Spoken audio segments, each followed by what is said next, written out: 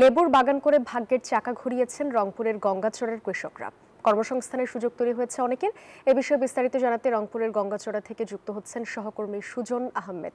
সুজন, লেবু চাষাবাদ নিয়ে বিস্তারিত জানাবেন। ধন্যবাদ সাদিয়া। আপনি যেমনটা বলছিলেন, আমি দাঁড়িয়ে রয়েছি রংপুরের গঙ্গাচড়ার সেই শেষ সীমানায়, একদম বলা চলে নোহালী ইউনিয়নে রয়েছি। এই নোহালী ইউনিয়নে প্রায় 10 একর জমির পাশাপাশি 10 একর জমিতে কিন্তু এখানে লেবু চাষ করেছেন।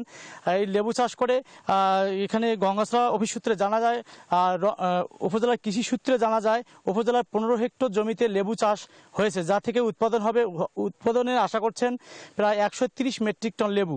স্থানীয় চাহিদা মিটে রাজধানী সহ বিভিন্ন স্থানে সরবরাহ করা হচ্ছে এই লেবুর চাহিদার জন্য। আসলে যে গরমকালে একটি লেবু কিন্তু 4 টাকা দরে বিক্রি হচ্ছে। এখান থেকে বিক্রি হয়। আমরা এখানে একজন কৃষক কাছে জানতে চাবো, আসলে আপনাদের এই লেবুতে খরচ কেমন এবং লাভ কেমন পাচ্ছেন আপনারা? আমাদের এই লেবুতে মোটামুটি আমাদের লাভজনক ব্যবসা।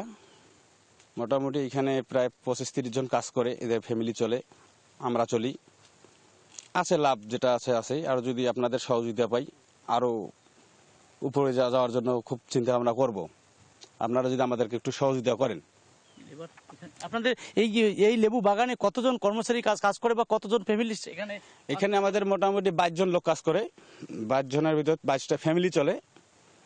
আমাদের এই ফ্যামিলিগুলো আমাদের খুব সুন্দরভাবে, আগে অন্য কাজ করতো, এখন এইখানে এসে মোটামুটি একটু ভালো আছে।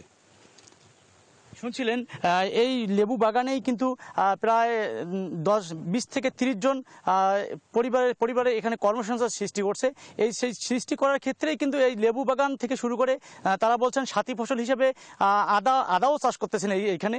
আদা চাষের পরপর এবং বেগুন, লেবু থেকে পেঁপে এবং লেবু, তারা দুটাই একসঙ্গে চাষাবাদ করতেছে। এই ছিল রংপুরের গঙ্গাচড়া থেকে সর্বশেষ তথ্য।